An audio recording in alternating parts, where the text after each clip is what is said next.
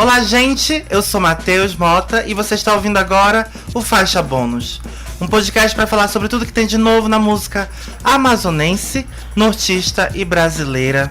Novos clipes, novos singles e novos álbuns, sempre, é claro, com um convidado especial aqui comigo.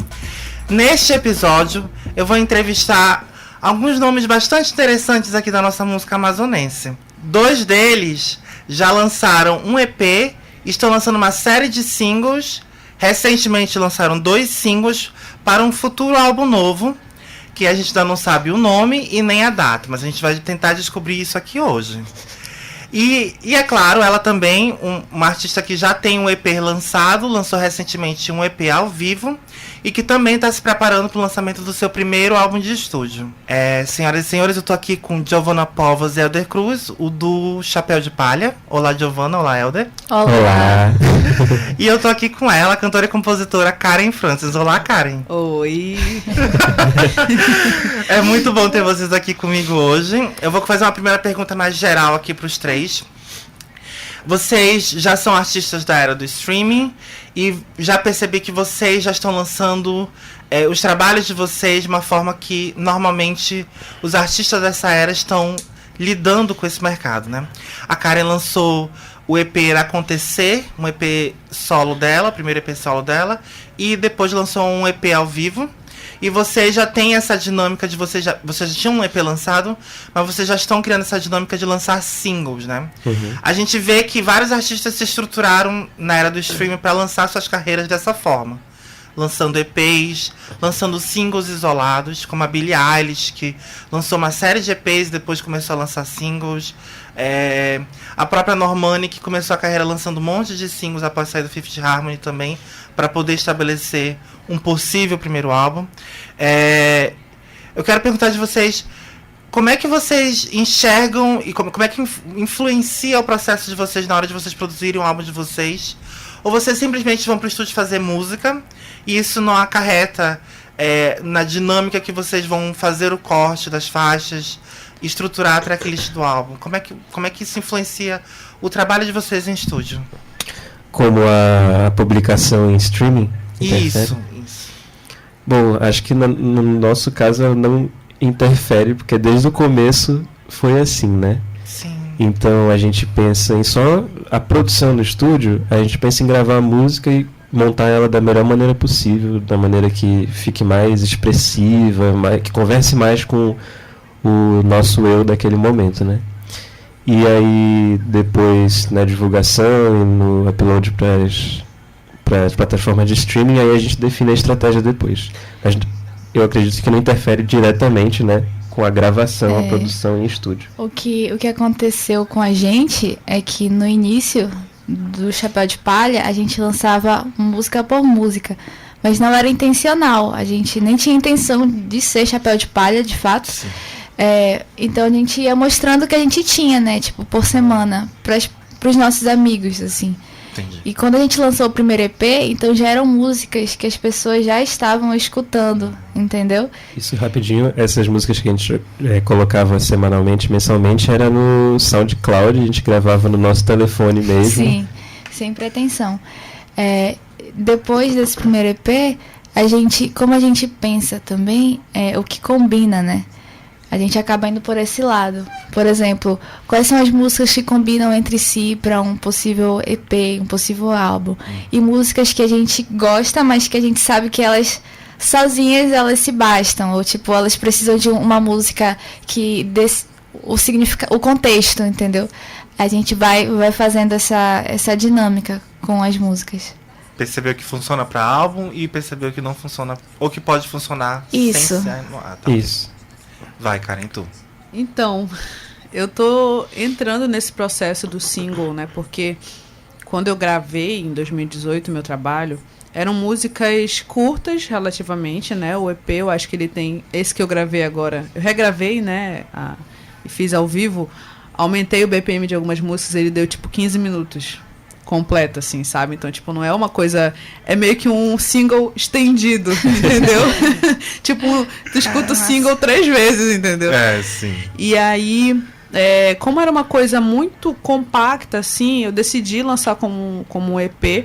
Até porque eu viajei pra fazer isso, né? Então, tipo, eu não tinha muita noção de estratégia de divulgação. O meu lance era eu queria lançar esse EP, eu vou lançar esse EP logo, entendeu?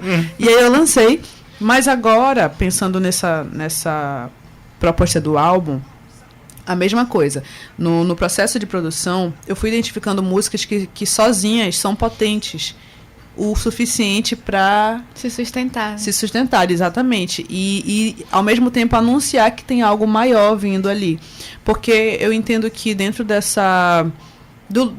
onde o meu trabalho se localiza, não faz tanto sentido eu lançar algo que seja, sei lá, 10 músicas. Meu álbum ele vai ter 10 músicas, né?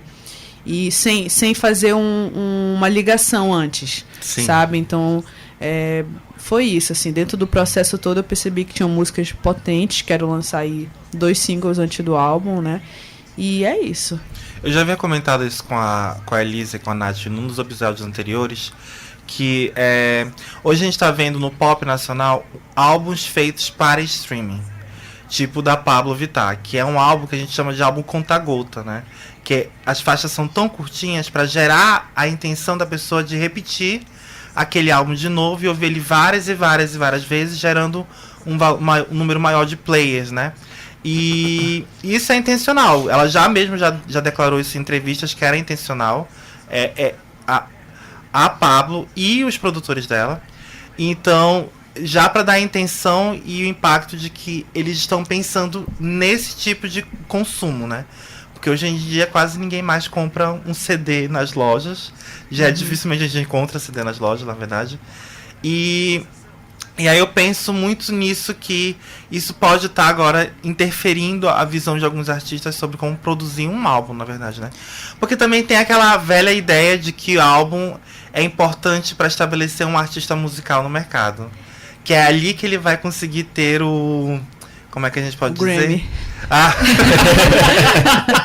Não, mas é o que vai fazer ele ser reconhecido como artista de verdade no meio do mercado. E não só como posso dizer, um produto, no caso, né? E a gente vê isso muito hoje em dia, que a gente tem vários artistas da nossa geração que estão fazendo música pro stream, mas estão lançando álbuns muito complexos, muito densos, que dá pra ouvir. Mas eu fico pensando na nossa geração agora. O que vocês acham? Como é que vocês ouvem música hoje em dia?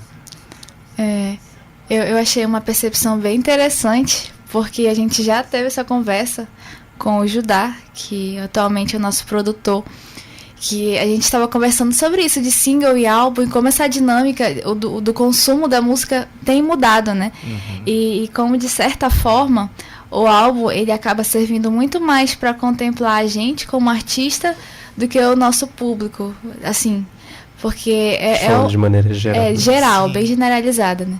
Porque, assim, é uma experiência pra gente fazer um álbum. A gente tem a intenção de algo, de juntar aquelas músicas. É criar um cenário, criar um contexto. Tem uma proposta no álbum. Sim. E é bem legal porque a parte histórica de um álbum é porque na época que o álbum surgiu, na época dos LPs, né? Isso. Então, tipo assim, não tinha como tu gravar um single num disco, gravar outro single no disco, e aí, tipo, isso era muito custo, né? Então, era muito melhor... o custo-benefício, pegar várias músicas e lançar num compilado só, né? Hoje em dia não tem mais isso. Exatamente. Hoje em dia a gente com acesso à internet, não tem mais a necessidade. E aí entra naquilo. É uma coisa que traz muito benefício para a música independente, por exemplo. Mas por outro lado, muda a forma que chega, né? E aí eu acho que é uma coisa a se pensar de forma estratégica, né? Sim. Até onde eu quero ir, né? Onde o Chapéu de Palha, por exemplo, quer ir como artista.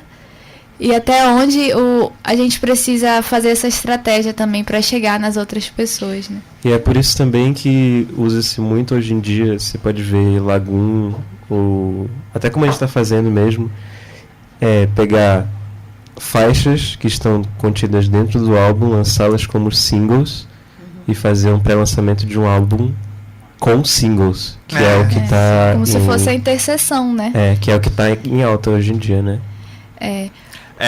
Quer falar alguma coisa, Karen? Eu fiquei pensando, né, que meio que a minha história, ela veio dessa dinâmica de ouvir muito álbum, até hoje eu escuto o álbum, eu gosto muito de escutar álbum. Eu escuto single, eu acho da hora, mas eu gosto muito de escutar álbum. E aí, só que quando eu pensei em produzir o meu primeiro trabalho, eu falei assim, cara, eu quero lançar algo que se pareça com um álbum, mas as pessoas não vão escutar. Eu vou lançar um single, pelo menos. Um single não, um EP, pelo menos, né? Com 5 músicas, que vai ser curtinho, as pessoas vão escutar, mas teve aquela questão, sabe? Porque eu tinha músicas, né? Mas foi uma escolha mesmo estratégica, né? E hoje eu acho que dentro dessa questão da gente fazer um álbum muito pra gente mesmo, é real isso, assim. A gente usa a estratégia do single pra alcançar o público, né? Fazer tipo, uma ponte também, de certa forma. Isso, a gente destrincha o álbum em singles para poder chamar as pessoas, mas o propósito é o álbum, a gente gosta disso. Mas assim, eu particularmente adoro ouvir álbum. Eu gosto muito de álbum, acho que cria todo um ambiente, é toda uma experiência, então eu gosto de ouvir álbum assim. Mas é justamente isso que eu ia falar pra vocês. Vocês falaram que o LP lançou como um compilado de faixas, mas o que fez o álbum virar o álbum foram os artistas. Porque eles entenderam que não precisava só jogar várias faixas assim aleatórias. Uhum. Eles precisavam contar uma história ou criar um contexto artístico naquele projeto. Uhum. E isso é muito do artista, né? Porque ele vai querer se validar de alguma ferramenta, de algum método, para poder transformar isso em uma maneira dele se expressar. E isso a gente sempre a gente entende que vocês precisam se expressar de alguma maneira e ela não precisa ser reduzida a 3 minutos de uma faixa. Vocês podem encontrar maneiras de se expressar isso de maneira mais extensa. Eu queria falar uma coisa pra vocês também, que eu também sou muito fã de ouvir álbum e eu tive que me adaptar à questão das playlists, né? Que agora isso é uma coisa muito natural, porque os streaming faz muito isso. Mas eu sempre tento criar playlists temáticas. Então mesmo que eu não esteja ouvindo a faixa dentro do álbum que ela se localiza, eu tento criar álbuns que na minha cabeça fazem sentido Massa. de faixas de artistas diferentes. Legal. E, aliás, quem for me seguir no Spotify vai ver várias playlists minhas, que são várias situações, momentos assim que eu me sinto emocionalmente, assim. Indicações aí. Exatamente. Aliás, eu vou falar no final de novo, mas falando aqui pra vocês já nesse episódio, que o Faixa Bônus ele tem uma playlist chamada Faixa Bônus Indica, que lá todos os artistas que estão participando dos episódios do podcast vão estar lá com 2 faixas deles na playlist para vocês ouvirem e conhecerem o trabalho deles após o término desse episódio aqui, desse podcast, tá? Então terminou de ouvir aqui, vai lá e ouve o trabalho deles. E sigam ele nas plataformas digitais. Bem, e aí, como eu tava falando, né? Pra mim, ainda é muito melhor ainda ouvir uma faixa num contexto de alguma coisa. Mas eu sei que tem amigos meus que são da minha geração que eles só ouvem singles. Só é single. Não ouve nada além disso. E aí eu penso pra vocês assim. Não frustra vocês de nenhuma maneira ter que lançar uma faixa separada. Vocês acham que já virou o comportamento natural de vocês? É o que o mercado quer, então a gente tem que fazer isso às vezes. No começo, acho que no no segundo single que a gente foi lançar, que o primeiro foi Gostar Simone, né? Mas depois eu fiquei meio assim, como se eu tivesse que escolher um filho favorito, assim, sabe? Não, esse aqui eu vou isolar num single e o resto vai ficar junto. O resto vai ter família. O resto vai ter família ali. Mas foi assim, só no primeiro, assim, que a gente teve que escolher. Depois eu já acho que ficou mais natural mesmo. Eu acho. Até porque... Desculpa. Tudo bem. Até porque eu acho que depois de um tempo, naturalmente, as pessoas, mesmo ouvindo o álbum como um todo, passando aquela experiência, elas vão selecionando os singles delas ali dentro. Podem todas as faixas serem ótimas, fantásticas, mas as pessoas vão ter os preferidos que vão ser os singles delas, né? Então eu acho que é natural essa questão do single. Eu acho que nunca me incomodou, assim. Pra mim sempre fez bastante sentido esse lance dos cenários, né? Que pra mim o álbum ele é esse cenário, né? Então pra mim as músicas que não fazem parte desse cenário, elas têm que estar em outro lugar, né? Que eu acho que é o lugar que o single, tipo, ele te dá essa liberdade, né? Que até de certa forma uma liberdade, por exemplo. A gente tem uma música que é uma valsa. E que é uma música que é totalmente fora de contexto.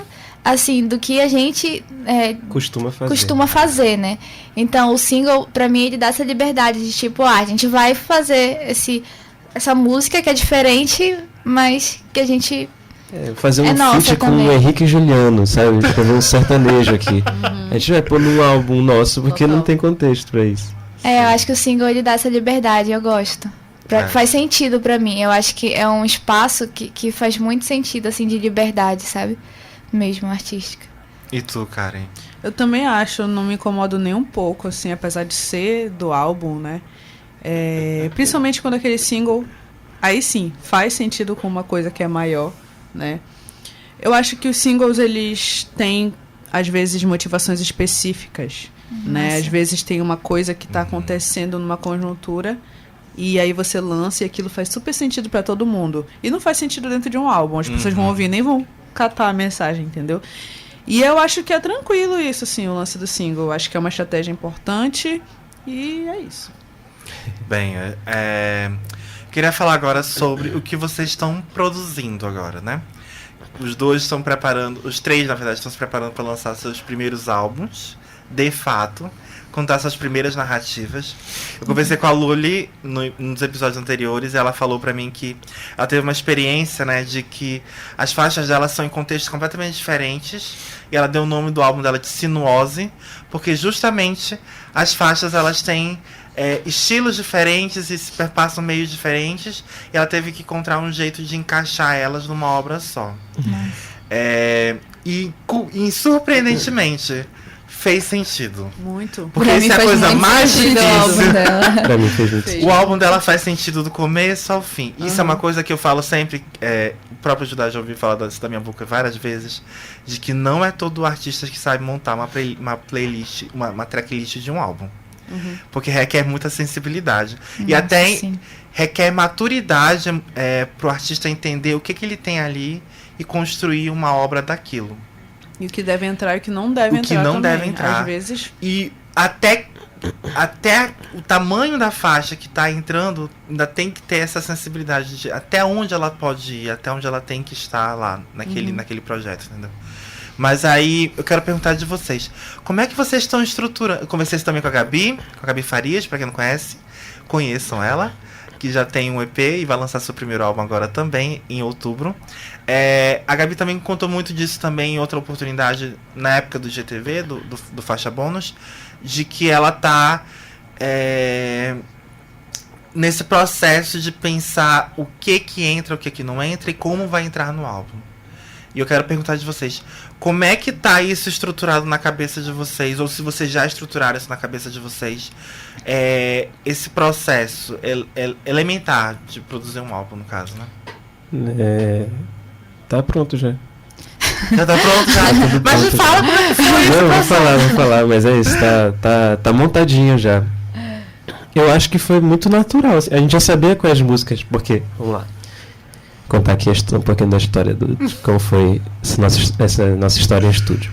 A gente pegou para gravar o EP, porque primeiro era aquilo que a Karen falou, era um negócio mais acessível pra galera ouvir as músicas e tal, e por conta de grana também. E o nosso planejamento era fazer um EP com 6 faixas, a gente tinha 12 até então, e outro EP depois com mais 6 faixas. Sim. Mas Como as se coisas- fosse o lado A e o lado B. de uma fita. E aí, as coisas foram acontecendo e a gente começou a lançar singles e tal. E aí, o que acontece? Essas 6 faixas viraram 10, 15, né? E aí a gente falou, bom, vamos fazer um álbum, né? Porque o que acontece também é que a gente vai escrevendo músicas e a gente vai crescendo, né, na vida mesmo. E cada vez menos aquelas músicas vão conversando com a gente. Isso. Aí a gente decidiu pegar essas músicas que ainda conversam com a gente e lançar enquanto elas ainda conversam com a gente. Então a gente já tinha 6 que estavam estruturadas, uma que surgiu no meio da gravação, que foi O Amor do Mundo Inteiro, e outras... Quantas que faltaram?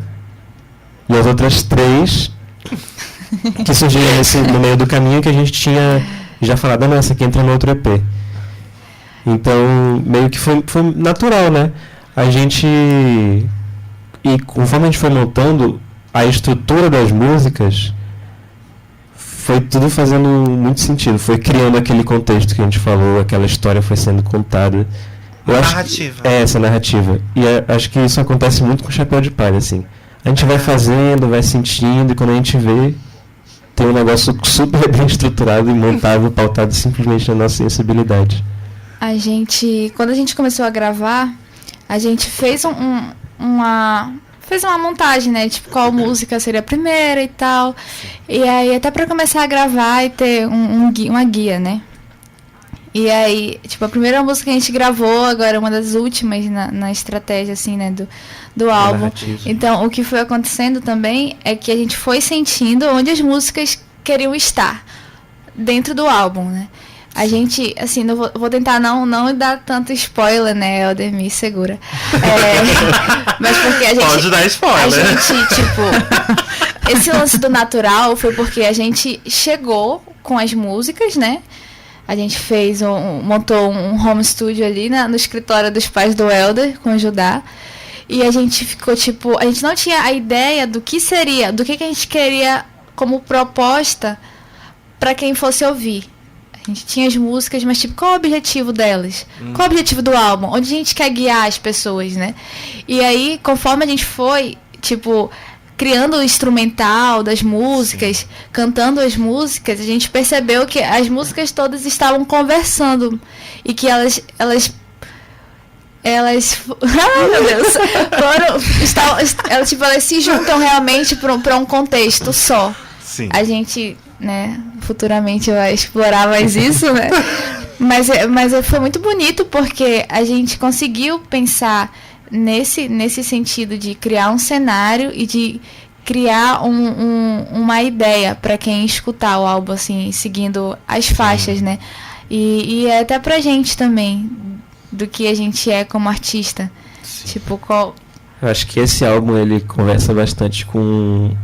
Fala bastante o que é o Chapéu de Palha, assim. Sim, eu acho que ele tá bem claro do que a gente já foi, do que a gente tá sendo, assim, a gente se considera, assim, muito mais maduro do que a gente era em 2019, né?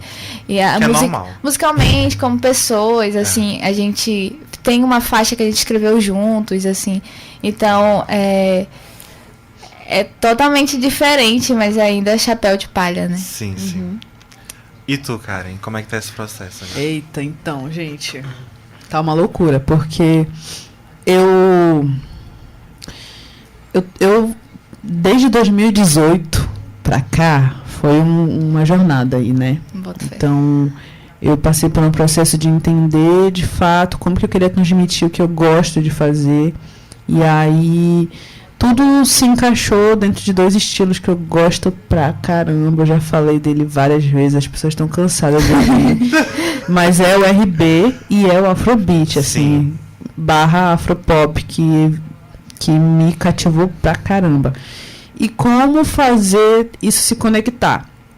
Não é muito difícil fazer isso se conectar, até porque Faz os todo artistas... sentido. Exatamente, os artistas que fazem RB fazem Afrobeat, porque o Afrobeat ele tá vindo como já faz um tempo, né, que eu tô percebendo isso desde 2015, assim, tá vindo como uma onda que vai arrastar, né? Na verdade, tá retomando uma coisa que tinha antes. Exato, é porque tá vindo muito nessa linguagem do Afropop, né? Isso. Porque o Afrobeat, ele é uma coisa que já tem uma tradição, né? Sim. Mas dentro desse lugar do mainstream, né?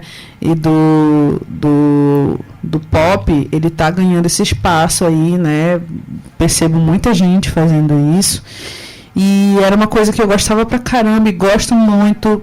E é isso, assim, como entender até que limite eu faço Afrobeat, eu faço música afro-brasileira, eu faço uma coisa mais expansiva, que não fica tanto no pop, e como eu misturo isso com RB, meu RB, ele não é... Eu tento trazer uma maturidade nele, assim, sabe? Eu converso muito com o pop, não tem como fugir, mas e não que o pop não seja maduro, mas eu quero transmitir tudo que eu tenho de caminhada, que não é muita coisa, né? Assim, não é muito tempo. Tuas mas, influências, no caso. Exatamente, né? Que me antecederam, né? Estão ali há muito tempo, muito mais tempo, Transmitir né? a tua ancestralidade, então. Exatamente. Sim. E aí que entra o lugar da maturidade, né? E é isso, assim, tô tentando entender como é que eu vou encaixar tudo, porque não tá pronto ainda. Mas é sobre isso, né, gente? Calma lá, Falta calma muito lá. ainda, Karen. Não falta muito, mas ainda falta um pouquinho. É Mas é sobre 2021 isso. ainda ou vai ficar pra 2022? 2021 tem que ser 2021. É possível, gente. Uma coisa que me veio, né, com a gente falando aqui, é que esse lance do álbum, ele é muito uma jornada mesmo, assim, de autoconhecimento. É. Porque as músicas, a gente compôs as músicas, né, nós três, assim, e então tu lidando diretamente contigo, né? É. Então acaba com que tu pensou, com que tu fez, Exatamente. com que tu imaginou. Então, tipo, como ser fiel a isso, né? Como mostrar isso. Sim. Fora isso que a Karen tá falando, por exemplo, toda essa ansiedade em montar o álbum dela, mas não é só enfileiragem de músicas, sabe? Isso. Não é. Quando a gente tava fazendo o nosso, né? Tudo que rodeou o álbum foi uma imersão. É. A criação do álbum, a criação dos videoclipes, tudo foi muito. Tudo foi muito imersivo. Tudo foi, tipo, tudo não dava pra de certa forma, delegar. Era tudo um mergulho muito. Tudo era muito, assim. Profundo, era muito Exatamente. Então, tipo, intenso. quando a gente mexe com isso, a gente mexe com toda uma teia, né? Com todo um emocional, todas as coisas que não estão. Que ficam subentendidas, assim, né? Eu acho uma coisa muito interessante de se trabalhar. Eu vou retomar aqui a fala da Karen, que a Karen falou que o Afrobeat tá voltando. Isso é uma coisa também que eu tô percebendo faz um certo tempo, quando eu fui ouvir o álbum da Xenia, França. Vocês já ouviram esse álbum? Já. Maravilhoso. Sim, E eu gente. percebi porque a Xenia, apesar dela ser soteropolitana, né? Ela mora em São Paulo e tá fazendo música com Afrobeat e R&B, né? Que é o R&B, em São Paulo. E a gente já tá começando a notar, porque normalmente os artistas, os nossos artistas negros aqui no Brasil estavam se voltando muito pro samba e pra MPB. E tudo aquilo que foi construído na década de 80 e 90 tava meio parado, né? Do Afrobeat, do axé. Mas o axé, não axé como o axé pop que a gente conhece hoje, mas o axé raiz, aquele axé. Axé o Lodum. Exatamente, como Margareth Menezes, a própria Daniela Mercury também explorou isso muito na década de 90. Mas é ver que isso tá voltando, tá ali, tá comendo pelas beiradas, que a gente fala, né? Mas quando a gente vê, por exemplo, a Isa lançando uma música como... como é o nome daquele single que ela tem com o Rincon Sapiência? Ginga. Caramba, sim, Ginga. sim. Já tá ali, já volta a pelo menos o mesmo BPM ou A célula rítmica, isso, que é tá muito tudo ali, importante. tá tudo ali junto, tá tudo ali integrado. Isso significa que tá comendo pelas beiradas e em algum momento ele vai se levantar. E é muito Tá natural quase isso. levantado pra Cara, mim. já, Tem sim. muita gente que Tá fazendo isso, na verdade, né? Eu ouvi do produtor que tá fazendo o meu disco, né? Que ele é do Afrobeat também. Inclusive tem pessoas que vêm do continente africano, de alguns países, pra vir gravar com ele, né? Sim. Muito interessante. Ele falou, cara, o Afrobeat é o novo funk. Tipo, Bota fé. vai rolar. E eu tô vendo, assim, vai rolar. Mas é porque isso tá acontecendo mais lá fora do que aqui ainda. Parece que tá vindo lá de fora e tá voltando pra cá. Por isso que eu tô fazendo Afrobeat. Porque eu lembro muito bem do primeiro álbum da Carol Conká, que foi o... esqueci o nome dele agora, meu pai. Que ela fez com Nave Beat. Batuque Freak. Batuque Freak, isso. E fez com Nave, ela fez com esse álbum com Nave lá em Curitiba. E aquele álbum é totalmente influenciado por Afrobeat. Totalmente influenciado. Sim. E o álbum fez mais sucesso na Europa do que aqui no Brasil. Ficou numa bolha, né, aqui no Brasil, né? E a Xenia, por exemplo, a Xenia fez turnê primeiro no Japão, antes de fazer turnê no Brasil, porque lá no Japão o álbum dela fez sucesso.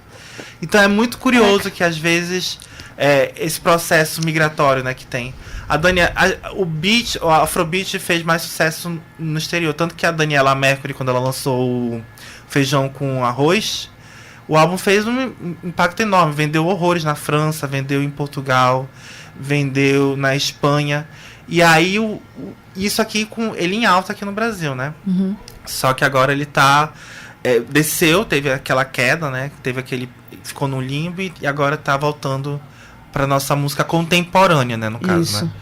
E é muito bom isso, é muito bom. Eu tô feliz de tu ter falado que essas são tuas influências, porque isso é uma coisa que eu vi bastante nos últimos meses.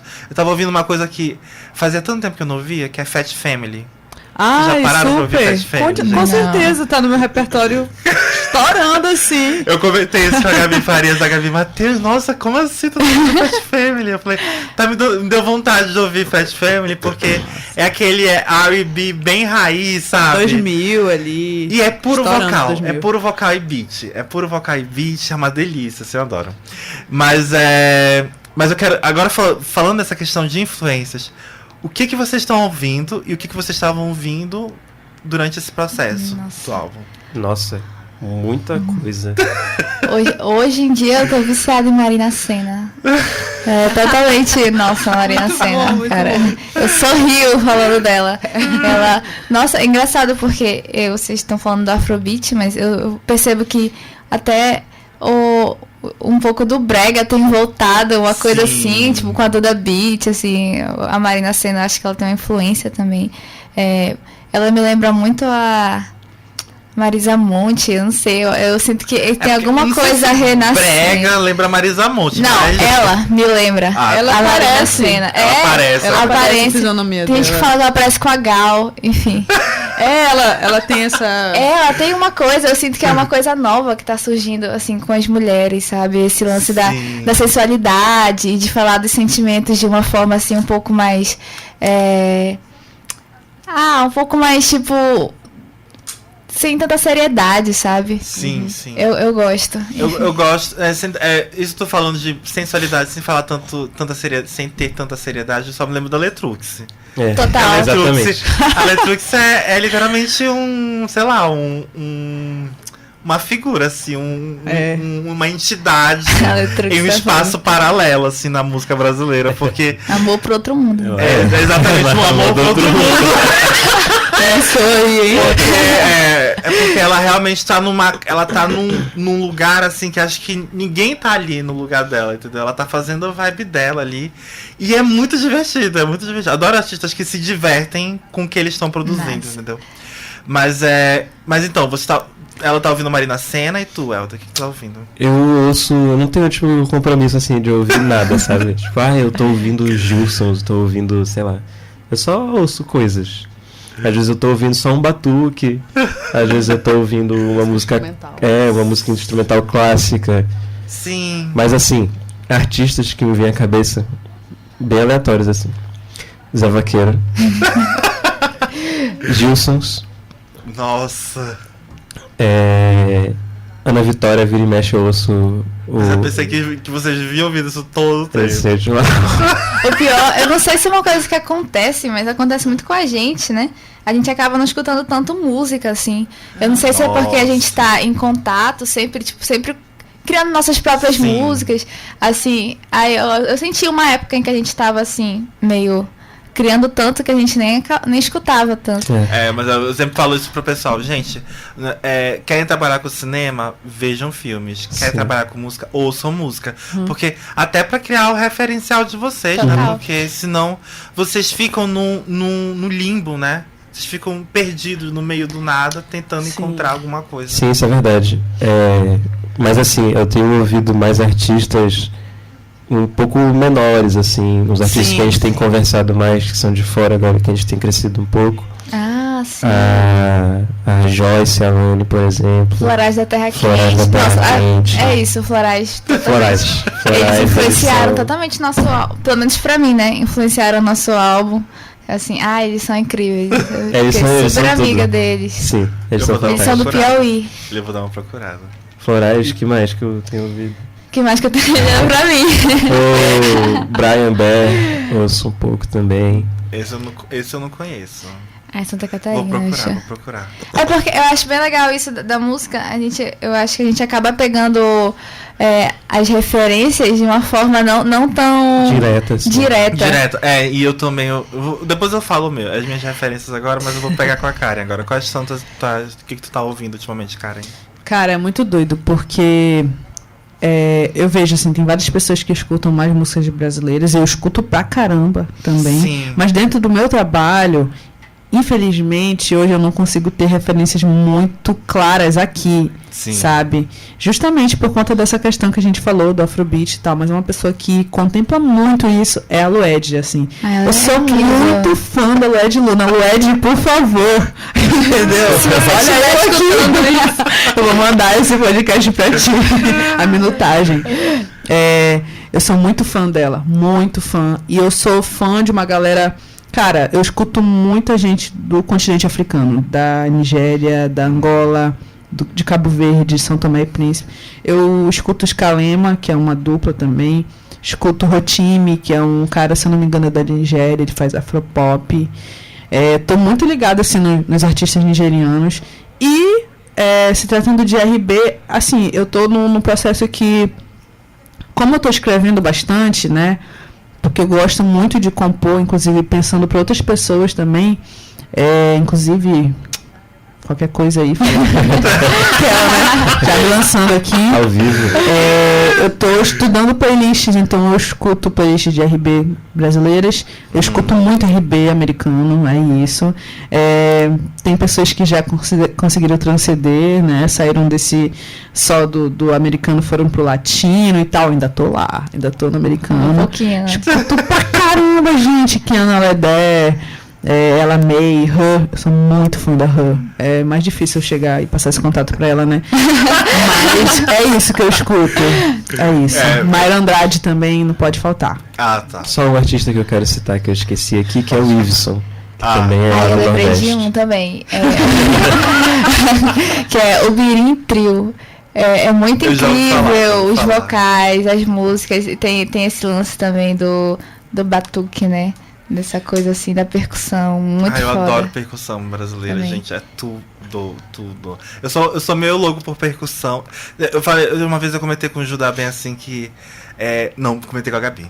Gabi, acho que pra mim o futuro agora é gente que trabalha harmonia com percussão. Total. Você vai amar. Tem um álbum que é só pandeiro e voz. Eu não lembro o nome, é muito incrível. Mas é tipo isso, sabe? É uma delícia. Você vai amar a última faixa do nosso álbum. E eu espero que eu Spoiler, ame. viu? Eu espero que eu ame. E tem spoiler já aí, já. Mas é muito engraçado, trazendo isso para um contexto social, né? Porque é como se tudo fosse crescendo junto, né? Porque a percussão é um instrumento ancestral aqui, né? Isso. E que, enfim, a ancestralidade eu sinto que é uma coisa que está sendo voltada muito agora, assim. As pessoas estão falando mais, estão sentindo, estão encontrando o seu lugar, estão encontrando onde elas pertencem. Sim, E isso vem trazendo a música também, né? Mas eu falei pra ela assim no contexto bem geral, bem amplo. Porque a gente entende percussão só o batuque, o tambor, a bateria. Mas eu falei pra ela porque eu tô vendo artistas que são da música eletrônica, por exemplo, experimental, que estão trabalhando só com harmonia e percussão digital, entendeu? Tipo, criando samples. A gente viu isso com a Sophie, que é uma produtora de... era uma que já faleceu, infelizmente, que era uma das percussoras da PC Music. Tem o Arca também, a Arca, na verdade, desculpa, que é uma produtora latina, que é venezuelana, que produziu pra Bjork, produziu pra Rosalía. E aí, tipo, são esses artistas que estão descobrindo, não da forma tradicional, dessa forma ancestral, que a gente também tem essa possibilidade, que eu acho que isso é muito brasileiro também, percussão e harmonia. Mas estão descobrindo samba, isso. Né? É samba, né? O samba. E até a própria MPB também já fazia uso disso. Mas tem artistas que estão bem distantes disso, mas que também estão fazendo isso de outra forma, no caso. Mas eu acho que isso conversa, assim. Não acho que. Eu não sei se eu me expressei errado, mas assim, não acho que tenham voltado de uma forma tão tradicional, assim. Nem sei se essa palavra cabe aqui, né? Mas, tipo, eu acho que é essa influência, assim, de ouvir uma coisa que vem de um lugar, tipo, samba, e falar, pô, eu posso usar isso na minha música eletrônica. Eu posso usar um sample de pandeiro e colocar numa coisa que ninguém tá acostumado a ouvir, sabe? Eu acho que é aí que essas coisas têm conversado. Sim, Eu acho que é sobre atualizar tudo, assim, sabe? A galera tá muito enjoada de tudo que tá acontecendo, cara. Então, o que tiver de novidade, é isso. Tiveram vários... reprogramação. Exatamente. O que vem de novo? Eu fico pensando, o que vem de novo? Né? Porque parece que já atingiu um limite. E às vezes o que é novo é voltar. Voltar e trazer uma nova cara àquilo que tinha antes. Isso. Mas deixa eu falar aqui. As minhas influências ultimamente tá sendo ouvir o álbum da Lully Braga, do Simose. Incrível esse álbum. Ouçam, tá? Aliás, já tem um episódio dela com Dan Stamp, também ouçam esse episódio, tá? É uma conversa maravilhosa que eu tive com os dois.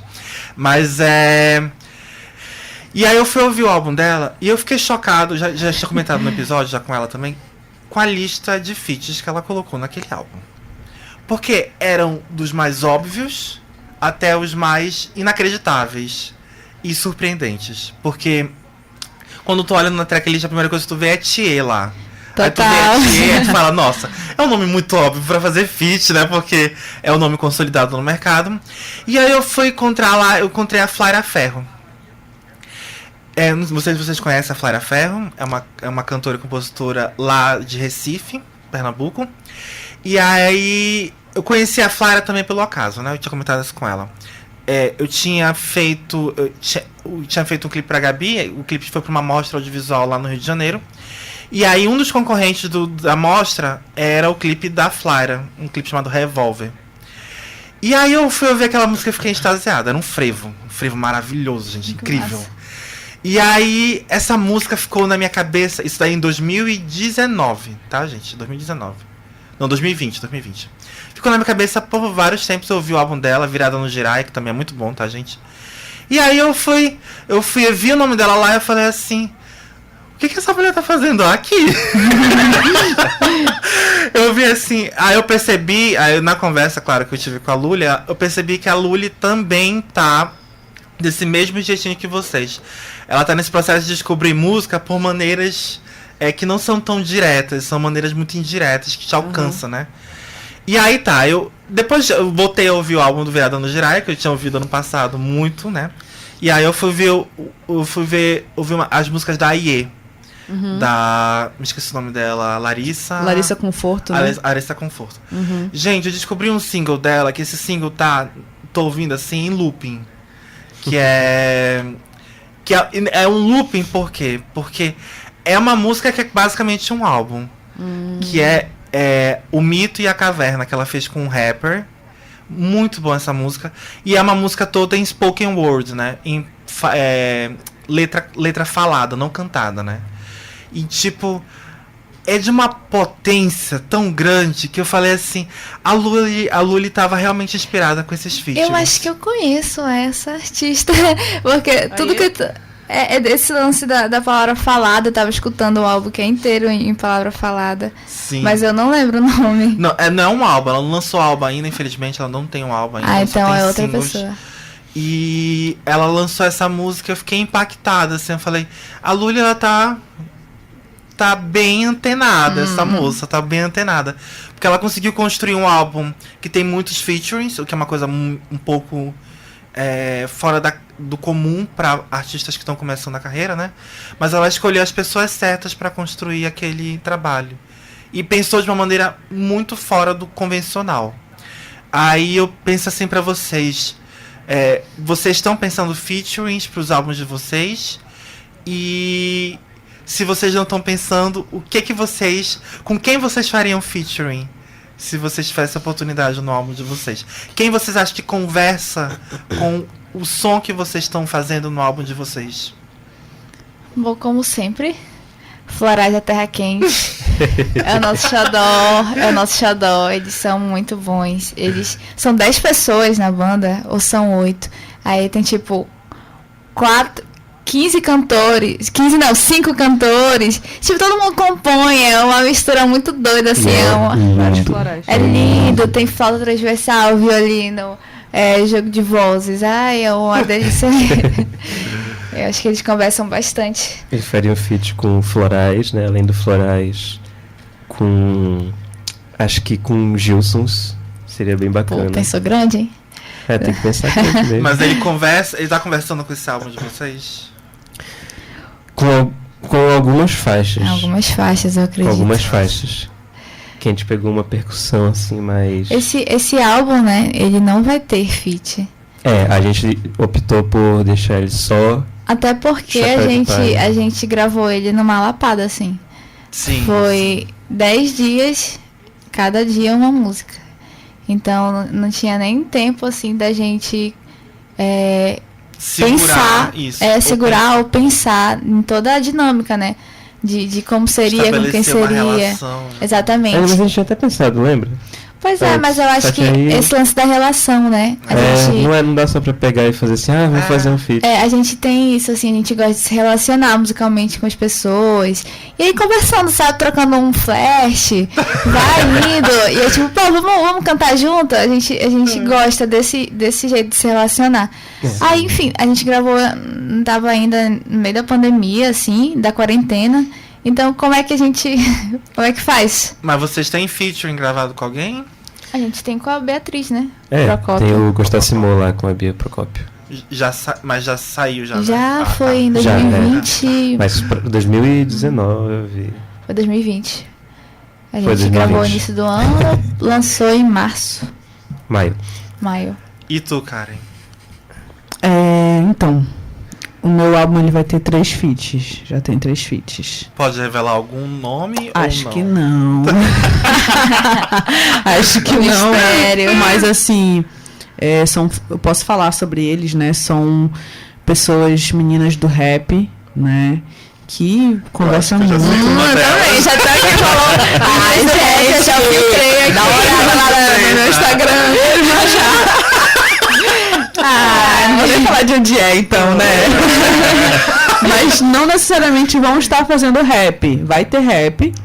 Mas é isso, né? O meu disco, ele conversa com rap, que é uma referência muito forte na minha vida. Sim. Esqueci de falar também que eu tô escutando rap toda hora, né? Mas tem essa questão da melodia também, da voz que é mais melódica. Sim. E se eu pudesse fazer um feat com alguém que eu acho que faria sentido, seria com a Lued, com certeza. Nossa. E uma música que já tá gravada, mas eu cortaria a minha voz, a segunda parte da música, só pra colocar ela, entendeu? Lued, olha lá, aí tu mandando outro recado, Mas que bom que vocês já têm uma plena consciência de quem vocês têm que procurar depois que vocês lançarem esses álbuns. Eu queria falar só um pouquinho mais sobre esse negócio do feat, né? Sim. Eu acho que 2 pessoas que acho que faz muito sentido essa nova fase das pessoas pra onde a gente tá caminhando. Sim. É a Ana e a Vitória. Não a Ana e a Vitória do primeiro álbum, acho que aquilo não faz mais sentido com pra onde a gente tá indo. Mas analisando assim pra onde elas estão caminhando, acho que... E a gente, tipo, ama elas, né? Analisando essa cadeia hereditária, né? E mais uma coisinha só pra finalizar, que a gente tinha visto alguns nomes antes pra fazer feat e tal, mas no meio da gravação a gente até parou e pensou, nosso primeiro álbum, né? E pro que a gente quer, é tipo muito bom que a gente coloque o nosso nome aqui nessas faixas. Porque aí a gente já faz o nosso nome, tipo, olha, esse aqui é o Chapéu de Palha, por exemplo. Esse é o currículo de vocês. Queria conhecer o Chapéu de Palha, pronto, tá aqui, ó. Das músicas. É uma relação, pra gente, esse lance da relação é bem forte. Porque tu abrir uma música, assim, tu convidar alguém pra cantar uma música contigo, é tipo, convidar alguém pra cantar contigo os teus sentimentos. E tipo, eu acho, assim, que é uma coisa, assim, que tu... É um convite mesmo, sabe? Pra adentrar. Acho que não tinha esse E tem impacto, artistas que fazem as pessoas que estão se relacionando colocarem o sentimento delas junto com os seus também. Sim. Acho que nesse álbum a gente se convidou, Helder, você está disposto a adentrar. Esse foi o feat, Giovana Fitiano. Mas então, bora lá. Bora agora falar sobre os trabalhos de vocês, tá? Cara, a gente tá falando aqui no meio da entrevista, mas bora focar em coisas mais concretas, mais específicas. Vocês já lançaram 2 singles. O Amor de Todo Mundo. Um dia tá certo. Um dia eu vou decorar essa música. O amor do mundo inteiro. Amor do mundo inteiro, meu Deus. Amor de todo mundo. Já disse essa música 3 vezes, tá, gente, hoje, tá? Eu primeiro falei amor de outro mundo, agora o amor de todo mundo. É o amor do mundo A inteiro. versão de carnaval, né? Vai ter várias versões dessa música, tá? Eu tô criando várias versões aqui na minha cabeça. E lançaram Coisas de Quem, que pra mim é a minha favorita até agora. Já deixando bem claro aqui nesse podcast, nesse episódio, que é a minha favorita. Vou ver as outras, mas essa já é a minha favorita. E vocês já vão lançar um terceiro single. Vocês podem revelar o nome do single? Podemos, né? Bom, eu ouço tudo aqui. Falei com ela. É Domingo. Domingo. Certo. Ela é uma música um pouco mais lenta, assim, mais sensual. Vocês vão lançar num domingo? Não. Não? Não. Seria bom, né? Mas, pois é, a gente tem esse outro single que lança dia 22 desse mês de outubro. E aí depois é álbum. E o primeiro single do álbum junto com o álbum. Isso. Ok. O nome do álbum vocês podem revelar? Eu já disse que eu acho sobre revelar coisas aqui. O nome é Cais. Ao vivo. Senti muito Milton Nascimento aqui nessa vibe aqui. Só pra falar pra vocês que Cais é a minha música favorita do Milton Nascimento. Então façam jus a esse álbum. Não coloque pressão em você, eu já coloco Milton pressão em Nascimento você. está escutando aqui. Milton Nascimento está ouvindo agora. Ouvindo, E é realmente, gente, tanto a primeira versão que ele fez no álbum, né? No álbum que ele lançou a faixa, quanto a versão que ele fez recentemente com o Criolo. Então, façam jus a esse nome, que ele carrega um peso enorme. Já está feito. E aí tá, o nome vai ser Cais. Por que desse nome? Cara, foi uma jornada esse nome. Calma. Ah, então fala aí, que aqui eu sou desprendida, gente, total. Por causa da narrativa das músicas. Sim. Vou falar assim. Aí posteriormente a gente fala mais sobre. Escutem. Então a narrativa das músicas está contribuindo para isso. Fãs do Chapéu de Palha já saibam. A disposição. De Deus. A disposição delas para onde elas caminham. Onde a gente caminha também. Porque a gente caminha para essa imersão, mas o álbum não começa imerso. Faz sentido. Bem profundo. Chocada. Muito conceito. E tu, Karen, vai lançar seu primeiro álbum? Tu já tem o nome? Tenho, mas eu não sei se eu tô gostando dele. Eu acho que eu vou mudar. Então essa é a minha história. É melhor não falar ainda. Não, porque tem artista que fala um nome, ele fala o nome e aí o nome muda. A gente. Corre esse risco, tá ligado? Corre esse risco, tá, gente? Mas tu não quer nem falar o nome. Acho melhor não. Tu não quer jogar pro ar assim pra ver o que se pega, se tu pega. Se Eu pega, não sei nem falar o nome direito, pra falar a verdade. Serão. Aí eu acho meio. Tu não quer falar, então. Acho melhor deixar pra depois. Vamos deixar. Deixa eu aprender. Mas tem o nome da próxima música que vai ser lançada. Qual é o que vai nome lançar dela? Single. Expectativa. Oi. Gerando expectativas. Mas vai ser uma faixa como? Vai ser um single. Não, mas qual é a vibe da faixa? Vai ser agitada, vai ser lenta? Vai ser agitada, mas é pra dançar chorando, entendeu? Tipo, lágrimas. Quero lágrimas, várias lágrimas rolando e tal. Uma Coisa coisa assim. bem Dancing on My Own da Vai- Robin, aquela coisa assim. Nossa. Exatamente. Aquela letra que tá enfiando o coração. Exatamente. Como dança isso? Eu já mandei. Dançando com uma faca no coração. Já lancei alguns spoilers, né, no meu Instagram. Vai ter um videoclipe, inclusive, Dirigindo por quem? dirigido por Demi Brasil. Sabia! Uma equipe muito incrível. Dono dos nossos corações. Incrível! O Demi, pra quem não sabe, gente, o Demi já dirigiu o quê? Tá dirigindo o clipe da Gabi Farias, dirigiu o clipe da Nath dos Anjos, que tava aqui com amigos já no episódio anterior. E tá dirigindo agora o teu. Ele vai dirigir uma coisa pra vocês? Não, mas ele é responsável por toda a nossa fotografia, todos os nossos sites. Tem isso ele também, fez. né? Sim.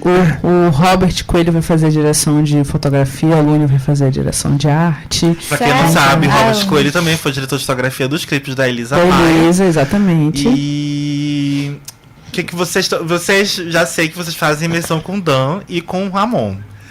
Então já sei que é com eles que vocês... Aliás, não precisa nem ter segredo aqui, porque é só entrar no Instagram deles, tá? Tanto pessoal quanto da banda, que vocês vão ver lá que eles estão gravando com os meninos. O Dan, que esteve aqui comigo num dos episódios anteriores, e o Ramon, que, né, ícone aclamado do... Boneca aclamada. Boneca aclamada de Manaus. Mas você já tem o clipe da próxima música também? Já vai sair tá junto com a já. música. Tá. Assim, junto, né? Umas horinhas depois. Ah, tá. Mais horinhas depois. Tudo que a gente falar aqui tá pronto já. Falta só sair. Só sair. E então o videoclipe do primeiro 5 também já tá pronto. Já. Ah, então. É isso, gente. Já tá tudo gravado, tudo definido. Não há mais só falta vocês para ouvirem e mudanças. assistirem. Não tem mais espaço para mudanças. E Karen, o teu vai ser de expectativa e tu vai lançar mais um outro single depois desse? Vou. Até tu lançar o álbum. Até eu lançar o álbum. Tá. Então, O álbum mais ou menos vai ser início do ano que vem. tá. Quantas faixas? 10. 10 também, né? Aham. Ninguém tá querendo passar de 10. Inspirados pela Pablo Vittar, pra fazer álbuns de 10 faixas pra vocês consumirem na maior facilidade, sem dificuldade. Exatamente, gente. Nenhuma faixa acima de 5 minutos. Não. Então, É, quase. Tem uns quases aí. só uma. Então vamos ter bastante faixas assim pra vocês ouvirem assim. Dá Energia. vontade de dar repite aí repite de novo, até vocês enjoarem. Acho que uma das mais longas que tem é esse próximo single que vai sair, né? E o último, eu acho. Acho que sim, essa aí tá no top 3 mais longas que tem no álbum. Mas é isso, gente. Eu quero falar com vocês agora sobre relações em estúdio com seus produtores. Eu dou um espaço aqui pra falar sobre os produtores, gente, porque a gente não fala muito deles bichinho, nas né? entrevistas de bichinhos, tadinho. A Luli cantou poesias aqui pro Eric Omena, que é da Luneta Mágica, da Luneta Mágica, no caso, né? E o Dan pro Judá. Se vocês quiserem também cantar poesias aqui pro Judá também seria tudo. O Judá é fantástico, né? Judá Assim, é um... O que falar? O Judá hoje tá virando nosso, como é que eu posso dizer? O nosso Timbaland, né? Que é seja, né? Aqui, ó, o Ramon é do audiovisual, o Judá é o da música. Da música. Sim. E tu, Karen? Cara, Como é então, que tá sendo produzir com... essa produção ela tá sendo toda remota, né? Eu nunca vi o Tico pessoalmente, Nossa. Inclusive a gente desenvolveu uma relação aí, né, de confiança, que é importante ter numa produção, mas essa conexão ela foi muito natural, assim, de verdade. Eu estava procurando uma pessoa que fizesse jus ao Afrobeat, que eu achava que ia fazer, que não ia fazer um cosplay, que não ia fazer sabe, É bom. que ia fazer de fato, fazer jus ao estilo. E ele percebeu o meu interesse e a minha seriedade com isso também, né? Eu sou muito interessada em fazer isso da melhor forma, assim. Então, além das referências, né? Ele já trabalhou com Tássia Reis, já trabalhou com Fabrício, trabalhou com uma galera que eu gosto pra caramba, com a própria Lued e uso de Zila, né? A Lued, inclusive. A Lued. A Lued. E, assim, é uma relação de muita sincronia, sabe? Hoje eu entendo a produção não como algo que eu chego crua, assim. Eu chego exatamente com as coisas que eu quero e a gente produz juntos, né? Sim. Eu vou assinar parte dessa produção aí. Eu tô, além da produção com o Tico, é importante dizer que eu tô com um trabalho de direção artística com a Elisa Maia. Ela tá fazendo a direção artística desse projeto. A gente tem reuniões gigantescas, assim, toda semana, entendeu? Começa às 8 horas, termina meia-noite. E isso para mostrar o quanto a gente está cuidando de cada faixa, de cada trechinho, sabe? Então é isso, assim, é essa equipe. Teve um processo, eu fiz mixagem também com a Rafaela Prestes, né? Ela está presente em outros trabalhos aqui. E a masterização do Chico mesmo. E é isso. É isso. A masterização foi feita aqui em Manaus? Não, foi feita com o Vitor Neri. Sim. Ali do estúdio do Thor. Isso. A mixagem e a produção foi tudo feito com O Judá. o Judá, nosso queridíssimo do nosso coração. Muito obrigado por existir, uma entidade aqui já que tá presente, aqui perene, aqui no Isso que a Karen falou é muito importante mesmo, da relação de confiança. Sim. Porque é um casamento, na verdade. É, tudo, né? A gente tá co-criando ali e assim, na expectativa, né? De que o nosso produtor esteja respeitando, entendendo, ele consiga traduzir também. Esteja alinhado, assim. Porque assim, como ele tem mais experiência, às vezes a gente chega com uma ideia, a gente nem sabe se é possível. E aí ele, dá pra fazer assim. Então. Pega um garfo e um prato ali pra mim que a gente vai fazer isso. Esse é muito legal, a gente aprende muito com o Judá. A gente tem muita troca, é muito divertido também gravar com ele. E ele aprende com vocês também. Espero, né? Espero. Mas eu quero falar com vocês sobre uma coisa que é muito importante também, que a gente não falou ainda nesse episódio, que é a questão de... em termos de construir relações, assim, vocês estão num momento agora, o que vocês estão visando pro futuro, assim? Vocês querem explorar o que vocês estão imaginando ainda para um futuro mais curto aqui, mais recente? Claro que vocês estão na pressão, na vibe de lançar um álbum, e sempre tem aquela coisa assim, lancei o primeiro álbum, o que fazer agora? Faz outro álbum. Faz outro álbum. E aí vem aquela dinâmica toda de novo, assim. Vocês continuam compondo mesmo com as faixas já definidas, né? Já. Sim, escrevi uma música ontem, inclusive. Antes de ontem. Então, o que vocês estão vislumbrando, assim, pra esse futuro mais próximo, no caso, né? Olha só que legal. Depois desse álbum, acho que as músicas que a gente tem escrito, assim, elas vão pra uma vibe bem... Gilsons. Aquele negócio da percussão que a gente falou, um Ijexá. É a nossa vivência hoje em dia, né? A gente é do candomblé, da Umbanda. A gente fala sobre isso, a gente vivencia. Então as músicas mudaram, né? As pessoas mudaram, não tem mais. Mas assim, ainda é, né? Nosso jeitinho, né? Ainda é o nosso jeito. Ainda é. Mas vocês não. É porque tem muita gente que tem medo de alienar o público. De mudar drasticamente o estilo. É claro, isso é muito comum do pop, tá, gente? Artista pop tem que se reinventar pra poder se manter em alta, né? Faz sentido. Mas agora tem artistas que são fechados em nichos ou que são definidos por um gênero ou por um estilo. E que aí quando eles vão mudar, o público fica tipo assim, o que aconteceu? O que aconteceu com os artistas que eu gostava tanto? Mas vocês não têm medo disso. A Karen ainda tá nesse processo de definir um público, mas vocês já definiram o público de vocês. Mas como é que tá... Falando agora, perguntando pra Karen de novo. O que ela tá vislumbrando nesse período mais curto? E como é que ela quer criar uma relação com o público? Cara, sinceramente... Eu acho que eu quero continuar construindo isso, porque não é como se a construção ela terminasse aí. Sim. Ela tem que ser mantida. É tipo o lançamento, tem que ter o pós. Tem que ficar até o momento que a gente abandona ele, né? Então, é isso, vai ser um grande pós-lançamento, assim. É uma grande escada até o próximo trabalho. Eu acho que depois desse álbum eu vou trabalhar em singles, inclusive com feats, fazendo feat com pessoas que se conectam a mim, porque eu acho que tem um lugar que eu quero chegar do meu trabalho a nível nacional, que é o lugar que eu não tenho referência hoje. Eu quero ser essa referência, entendeu?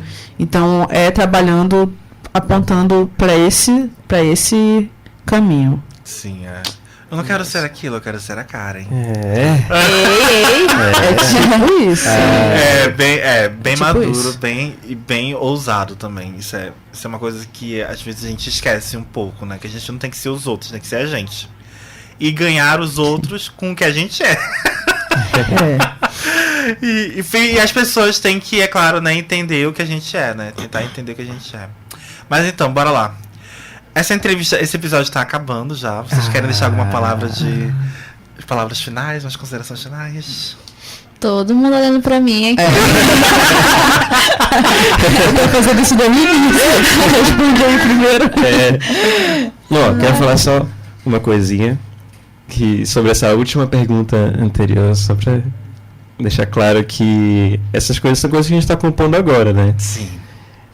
e que a gente tem muita coisa ainda para apresentar. Esse negócio que você falou do pós-lançamento, muito obrigado que me deu o link aqui.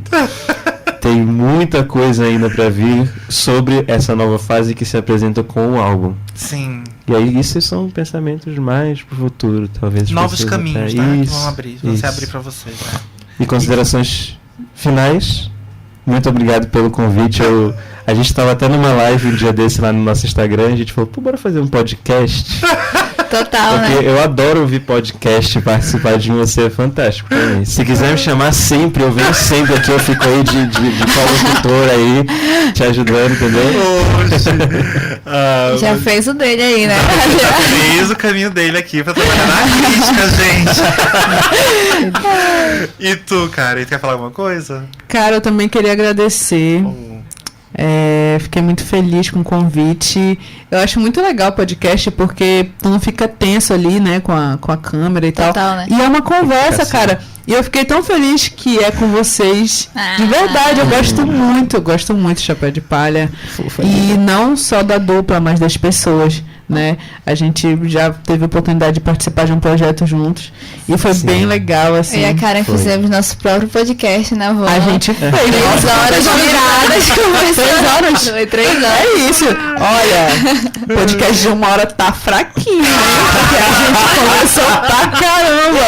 Vai, voltou. Dormiu, a gente conversando. Por isso que eu tô aqui, pra cortar as falas. De novo, eram pra cá. É isso, gente. Então, queria agradecer, de verdade. Eu que agradeço a participação de vocês, de estarem apoiando esse jovem rapaz jornalista. Falta eu, hein? Falta eu. Falta a gente. Ai, gente, agradecer sempre, né, primeiro a todo mundo, o Matheus, ao Helder, né, a Karen. Eu acho sempre muito incrível as iniciativas de desenvolvimento, né, de consolidação dos artistas daqui. É uma coisa que é muito necessária e que eu acho que é até uma vontade dos artistas daqui sempre estarem profissionalizando os próprios trabalhos, assim, mostrar que pra gente é muito sério. Então é muito bom que tem oportunidades como essa pra gente. E que bom que a gente está aqui também, né? Então obrigada, Matheus, por, né, ter esse espaço. Obrigada à crítica por ceder o espaço. Enfim. É isso, gente. Esse espaço aqui é pra vocês. Então, quando tiver rolando a oportunidade, eu vou chamar vocês de novo. Aí, Helder. Porque o Faixa Bônus é pra isso, gente. É pra divulgar os artistas aqui. De todos os estilos, gente. Todos os estilos mesmo. Bem, gente, o episódio tá encerrando. Só lembrando a vocês, reiterando, na verdade, aqui. Aliás, avisando, de fato. O Faixa Bônus já tem um Instagram. Se chama @FaixaBônusPodcast. E também tem uma playlist no Spotify chamada Faixa Bônus Indica, que ela contém 2 faixas dos artistas que estão vindo aqui nos episódios, que já foram gravados e tudo mais, que estão lá. Normalmente é uma faixa que o artista está divulgando e uma faixa que é da minha preferência, né, sobre minha curadoria. E aí vocês podem lá terminar o podcast aqui, o episódio do podcast, correr na playlist, ouvir e seguir os artistas que estão lá no YouTube e no Spotify. É isso, gente. Muito obrigado a todos. Foi um prazer. Tchau. Obrigada. Tchau.